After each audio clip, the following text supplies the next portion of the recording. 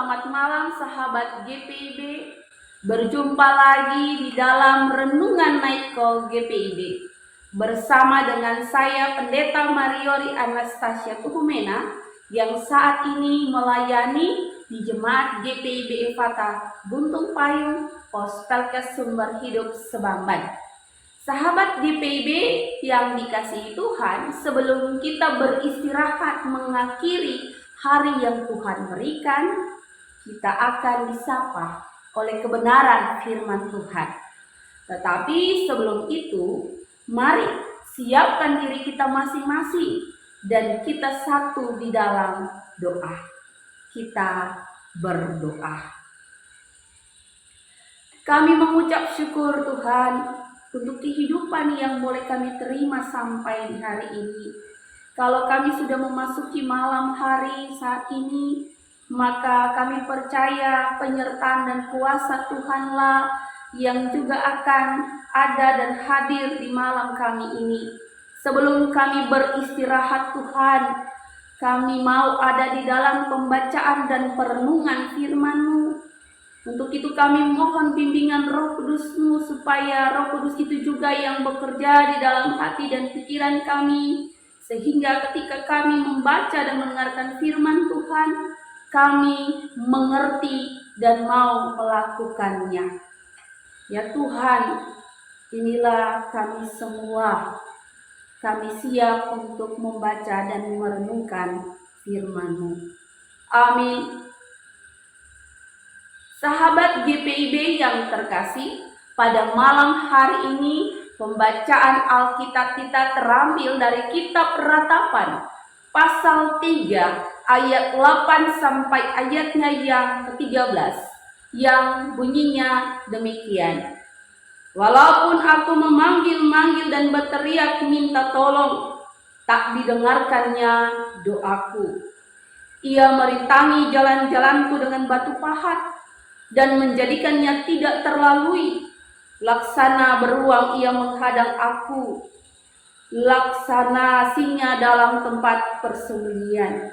Ia membelokkan jalan-jalanku, merobek-robek aku, dan membuat aku tertegun. Ia memberikan panahnya menjadikan aku sasaran anak panah. Ia membusukkan ke dalam hatiku segala anak panah dari tabungnya. Demikianlah pembacaan firman Tuhan. Terpujilah Tuhan Yesus Kristus. Haleluya. Sahabat GPIB yang dikasihi Tuhan, pernah tidak kita merasa doa kita tidak didengar atau tidak dijawab oleh Tuhan? Apalagi kalau kita ada dalam pergumulan atau penderitaan yang begitu berat. Sudah kita rajin-rajin berdoa, doa kita makin khusyuk, tapi kok pergumulan tidak selesai-selesai? Tetap aja malah makin banyak pergumulan yang hadir dalam kehidupan. Sudah ada dalam keadaan dan perasaan yang seperti itu, maka pasti timbul banyak pertanyaan yang diisi dengan keraguan-raguan di dalam hati dan pikiran. Apakah Tuhan sudah tidak lagi peduli? Apakah Tuhan sudah tidak lagi mau mendengar doa-doa yang kita naikkan? Dan lain-lainnya. Kalau sampai hari ini kita ada dalam perasaan yang demikian, dan mungkin kita sedang mengalaminya, maka perenungan firman Tuhan malam ini mau menguatkan kehidupan beriman sahabat GPIB sekalian.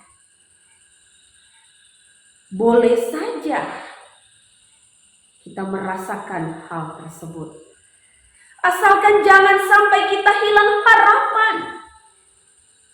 Itulah yang mau disampaikan Nabi Yeremia dalam kitab Ratapan ini, terlebih khusus dalam ayat bacaan kita.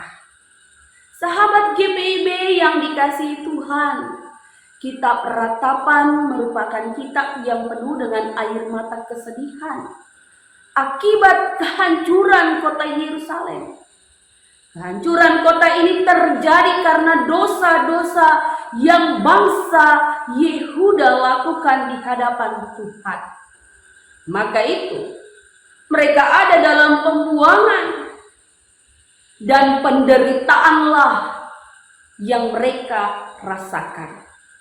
Melihat apa yang dialami oleh bangsa ini, Nabi Yeremia pun menyatakan atau mengungkapkan perasaan yang ia rasakan terhadap bangsa Yehuda atas hukuman yang Tuhan berikan. Perasaan yang Nabi Yeremia utarakan atau nyatakan dapat kita lihat dalam bacaan kita saat ini. Ada beberapa hal, saudara-saudariku, yaitu Tuhan sangat murka atau sangat marah sehingga seakan-akan sudah tidak ada lagi secerca harapan hidup bagi bangsa Yehuda. Mereka diberikan kesusahan, kesedihan yang luar biasa. Bahkan mereka merasa bahwa mereka sudah tidak seperti orang hidup lagi atau seperti orang yang sudah mati. Selain itu, sekalipun mereka berdoa, berseru dan berteriak minta tolong kepada Tuhan, seakan-akan Tuhan sudah tidak mendengar doa mereka lagi dan sudah tidak mau peduli dengan kehidupan bangsa ini. Penderitaan terus bertubi-tubi terjadi kepada bangsa Yehuda. Itulah ungkapan atau pernyataan perasaan yang Nabi Yeremia rasakan ketika ia melihat bangsa ini dihukum oleh Tuhan.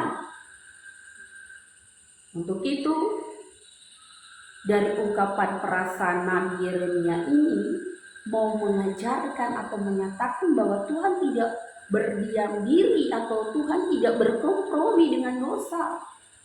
Kalau hidup tetap di dalam dosa, maka penderitaanlah yang akan menjadi bagian di dalam kehidupan. Penderitaanlah yang akan dialami.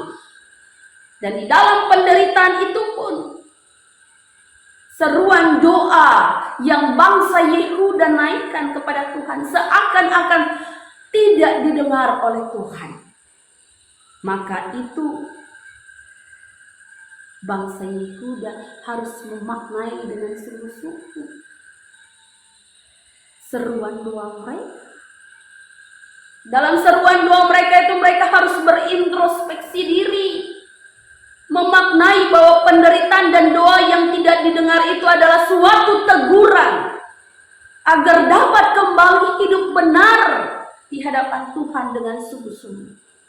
Jadi bukan Tuhan tidak mau peduli pada penderitaan yang bangsa Yahudi alami, atau bukan Tuhan tidak mau dengar seruan doa mereka, saudara-saudari. Tapi kehendak dan cara Tuhanlah yang ia mau nyatakan dalam kehidupan bangsa Yahudi. Cara Tuhan, kehendak Tuhan. Tuhan mau melihat sejauh mana kesungguhan hati dan komitmen bangsa ini mau berbalik untuk hidup benar. Sahabat GPIB yang dikasihi Tuhan, melalui perenungan firman ini, maka kita semua sedang dinasihati, sedang diingatkan untuk memiliki kehidupan beriman yang berkenan di hadapan Tuhan. Hiduplah jauh daripada dosa. Jangan merasa nyaman hidup dalam dosa. Karena akibat dari perbuatan dosa adalah kesukaran, kesusahan hidup yang tidak henti-hentinya. Jadi kalau saat ini kita sedang merasakan keadaan-keadaan yang demikian, maka introspeksi diri. Sudahkah dengan sungguh-sungguh kita hidup benar di hadapannya? Sudahkah kita melakukan firman-Nya? Selain itu, kalau saat ini kita berdoa dan merasa bahwa doa kita seakan-akan tidak dijawab atau tidak didengar oleh Tuhan, itu bukan berarti Tuhan tidak peduli. Bukan berarti Tuhan tidak sayang lagi, atau Tuhan tidak mau mendengar doa kita. Tapi Tuhan mau melihat sejauh mana hati kita sungguh-sungguh berseru dan berdoa untuk mengaku segala perbuatan-perbuatan dosa di hadapannya dan memohon pengampunannya. Komitmen untuk hidup benar. Jadi saudara-saudari sahabat GPIB yang dikasihi Tuhan, mari kita maknai bahwa kalau seruan doa yang kita naikkan itu harus ada pengakuan atas dosa-dosa yang kita lakukan, sadar atau tidak sadar.